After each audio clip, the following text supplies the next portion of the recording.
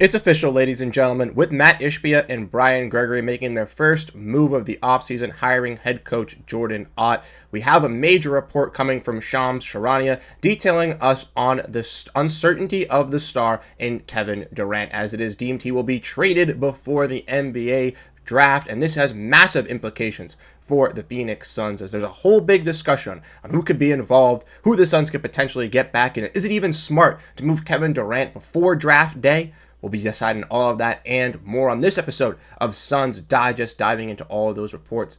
I hope you guys do enjoy today's episode. Thank you guys so much for tuning in and showing your support on these videos recently with all the news surrounding around this team. If you want to make sure you stay centralized on all the Phoenix Suns news, this is the place for you, the central hub of everything that is going to be talked about Phoenix Suns on YouTube. With the offseason really getting into full swing now with them hiring a head coach, there's going to be a lot of news to talk about this team. So if you want to stay up to date, hit the subscribe button and let us know your thoughts on all this news. Without further ado, let's dive in and let's explore the topic I hear today. So make sure to grab a snack and let's get into it. And ultimately, I personally think for the Phoenix Suns, this ultimately does make sense, as we know the Suns the last two seasons have had some very disappointing ones. Obviously being the 6th seed, acquiring Bradley Beal, getting swept in the playoffs by the Minnesota Timberwolves, and then this season falling short of the play-in and the playoffs, dealing with a numerous amount of injuries to stars and completely fading out. And with the Suns being in the second apron, seeing no way out of this second apron without really trading one of these stars, it is key that for the Suns to really not only get out of this second apron, because they kind of can with waiving other contracts beforehand post-draft, but to make it a little bit more flexible, make it a little bit more easier for the Phoenix Suns this offseason. Trading Kevin Durant, even if it's not the thing that we want to do, is the only green pasture out of this. With Bradley Beal's contract not being that tradable, it is very difficult for the Phoenix Suns to make some moves. And Shams Charania came on ESPN today and talked about this as well. Like I mentioned, he had a report dropping talking about Jordan Ott getting hired, so if you missed that, go check that out on the channel. But following this, obviously the Suns are going to be making some moves, making some key decisions for these next couple of weeks ahead of time. And he says that the Suns plan to trade Kevin Durant by the 2025 NBA draft. He said Durant trade talks are about to escalate soon, with teams getting in conversations with the Phoenix Suns and Durant and the Suns working to find out the best solution for him. Phoenix will work directly, like I mentioned, with Durant to figure out where he would like to go to find him as a new team. Shams was reporting 4 to 6 teams will express interest in trading for Durant at the moment, and I expect more teams to kind of be on that list as well as we trickle down. Like I've mentioned numerous amount of times with this Phoenix Suns team, second apron salary cap restrictions really hinder what moves this team can really decide or make this offseason. And by freeing up the $50 million that Kevin Durant does make this season, and even breaking it down into 2 contracts or even 3 contracts, or even taking back some less money when doing that, it will make things a lot easier for the Suns to go out, pursue some free agents, make some more moves out on the trade market as well, and really reshape this roster around their key centerpiece in Devin Booker. Unfortunately for Kevin Durant, it did not fit in with the Phoenix Suns, and I wish him the best of luck in his next in Denver. I never wanted to trade Kevin Durant. I was always team optimism. Keep Kevin Durant, keep Kevin Durant, keep Kevin Durant. But at this point, it's just obvious at this point that for the Suns to really get out of this hellhole that they are in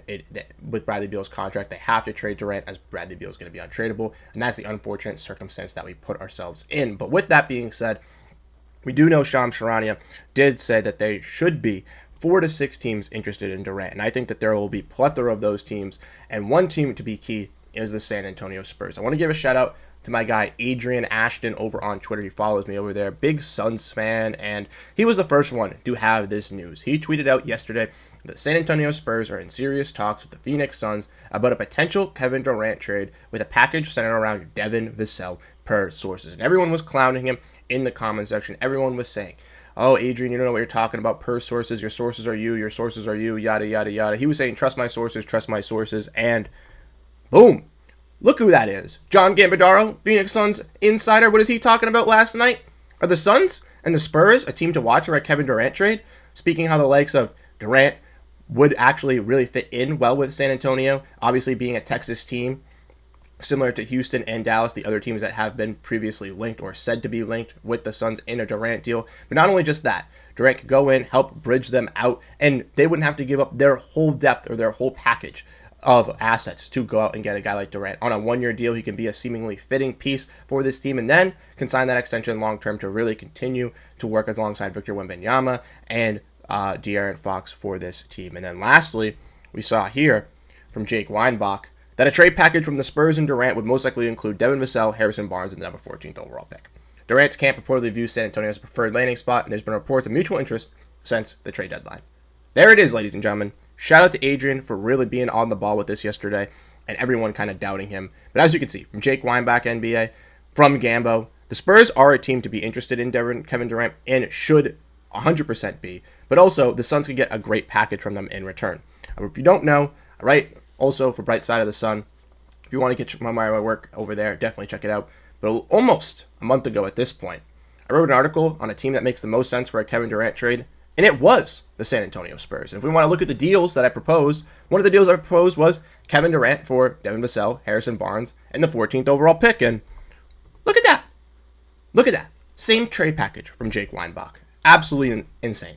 But this is obviously, like I said, less than the first deal, but maybe this is where Durant's actual value sits following the evaluation of where he is on the open market. Phoenix does add and save money, but it does not get the pieces that it lacks, on the roster. San Antonio is happy about this one as they get to keep wings and still use them in the future deals, while the scenario represents the last case for the Suns in a deal with these two teams. Personally, when we were talking about these trades, I thought the Suns would make a deal post-July 1st, but they're more inclined from Shams Charania to make a deal pre-July 1st, so the deal would have to construct with this: Durant for Vassell, Barnes, and a 2025 14th overall pick. This is the one way to get the salaries done. I think this is a win-win for both sides, in my opinion. You add Harrison Barnes, who can be a great role-playing shooter off the wing and is on an expiring contract as well, which in hindsight could either A, free up some money in the long term off of next season if Barnes does not fit with this team, or B, allows you to find a winning now veteran who could still stick with your team in the future and still come back on a solid veteran role coming off the bench for this team on a cheaper payday if he has some success in Phoenix this year. Devin Vassell has a little bit of weird fits alongside Devin Booker, but in my personal opinion, he is not making a max contract. That is key for the Suns. They save money, and it's all not about getting the best fit for the Phoenix Suns in a Kevin Durant trade. If they wanted to, they could. They would get a center. We talked about that yesterday, but they can't. There's no reputable center that is, available that the Suns could go out and trade for a Kevin Durant package. Either the team that has that center isn't offering or wanting Kevin Durant and offering that center, or B, that center just isn't available. So what we have to wrap around our heads is that the Phoenix Suns need to get, if any value, the best value that they can. And Devin Vassell at a $30 million contract as a still young and rising offensive player, even if he's not the best fit around Devin Booker, can bring that. And if not, he can net you a trade package down the line with his, once again, tradable $30 million contract to package in a deal to go get you that superstar to fit alongside Devin Booker in the future, as he still is, once again, a young solid piece and continues to grow. He could be a solid contributor for that team that eventually does trade for him. Like I mentioned, you're not going to get a home run out of the park with a Kevin Durant trade. You're not hitting a home run out of the park with a Grayson Allen trade. The Phoenix Suns are not hitting any home runs out of the park this offseason, right? All their main goal is to do is to gradually get better than last year, present a better, hardworking, heartfelt roster, and to be more competitive. And as long as they can do that, I'm not expecting this Phoenix Suns team to be a top 2, top 3, top 4 seed in the West. I'm expecting them to be the middle of the pack, even maybe near the play-in point of this season. But as long as they can give us better games than they gave us last season, not giving up past halftime, absolutely not falling asleep in the third quarter, actually trying in the fourth quarter, then I guarantee you, diving for loose balls, playing that hustle and hard work defense, Booker making sure that with Jordan Ott, he gets that offensive explanation of what he wants to do as a coach. Trust me, ladies and gentlemen, this Suns team, even though it might not have a dramatic record change, is going to look a lot better on paper. And by going out and getting these types of assets, shedding that salary, and then ultimately having that freed up money in free agency allows you to do that. Now, before we do sign off, I do want to talk about one thing here on this, and that's that they will plan to trade Kevin Durant before the draft. Like I mentioned for the Phoenix Suns, if they do plan to trade Kevin Durant before the draft, they would still remain a second apron team, which means the team cannot aggregate salaries before the draft to make a trade. Guys like Vasilij Micic and Cody Martin, the two contracts that they can essentially waive to drop below